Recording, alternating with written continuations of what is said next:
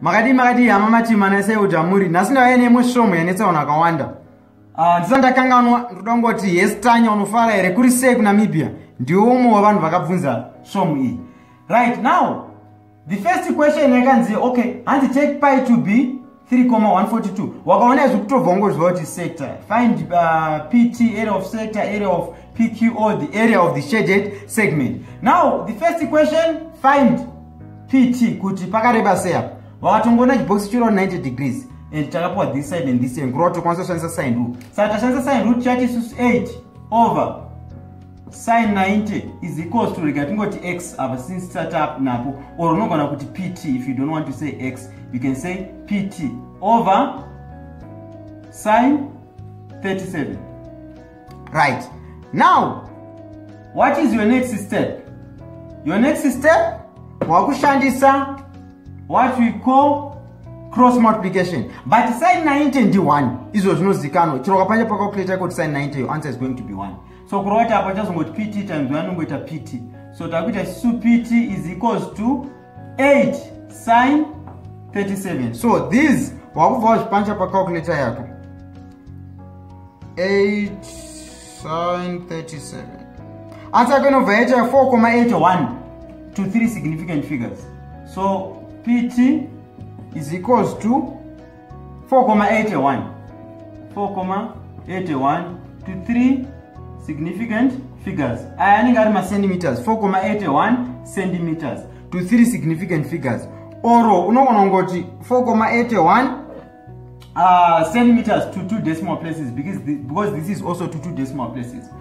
Now our second question again is you find area of a sector. Pana parodongo chisa tunoziva area formula kutraga area of a sector. Remember formula kutraga area of a sector is theta over 360 times pi r squared. But in this case our theta is 37 over 360 times. Once chancer pi is 3,142 times 64 because r anoreva kuti radius. Theta over 360 times pi r squared. R wako I radius. Radius yedu hapa ndi 8. So wakati 8 squared unita 64.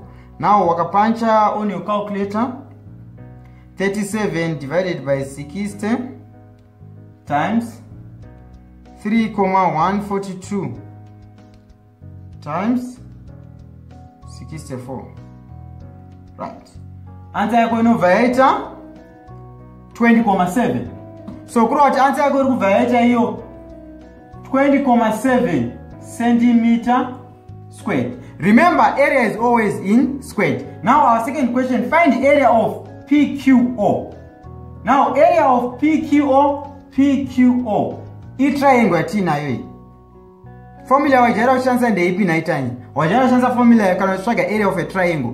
Formula ikuti half base times height, but pana patina base. So uchanza another formula. Inoshanza wanewano wakura kasewe. Half base times height ndema primary. Okay, I'm joking. Unokwanza uchanza chiro secondary.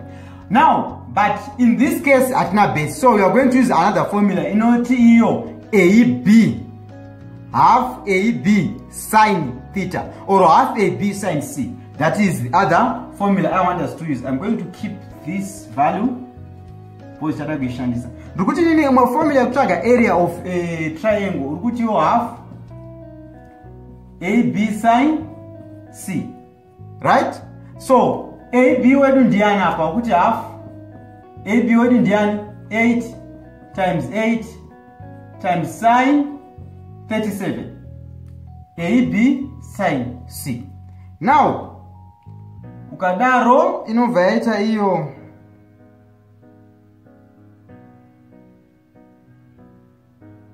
times sine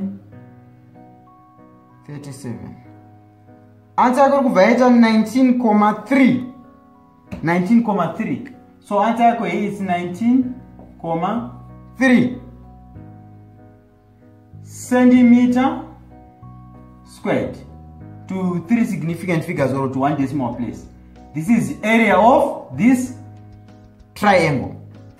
Our last question yakabva yaitiyo find the area of the shaded segment. Simple guys. Remember, patachaga area of a sector, area HSH. In those sector, let me use another color. This is our sector, tiny. Those sector AD. unofana kugona maths kukunda vanhu vese kwauri kudzidza kuNamibia Tanya kuti vazive kuti mazimba anogona maths. Okay, so iyi ndo yatiri kuti chii yandakala nered ishi ndo yatiri kuti sector. Then tazotsvaga area yechi triangle ishi. Anditi remember, area of a shaded part is equals to area of a bigger shape minus area of a smaller shape. Saka panapa wakuzongoti area of a bigger shape, which is the sector, minus area of a triangle, which is the smaller shape of an area of a segment yako. So kakuru wati area of the shaded part ukiwana say kurukungoti wewe 20.7 centimeter squared minus 19.3 centimeter squared. No area of a what? No area of your shaded segment. Panapo over 1 or 4. Remember, 1 will be centimeter squared as well.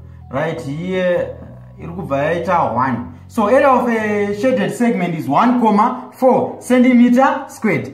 Ndinoimba watanya wanzwisi wazvinosolve wase nevamwe vese vanga vachinetseka neshomu iyi.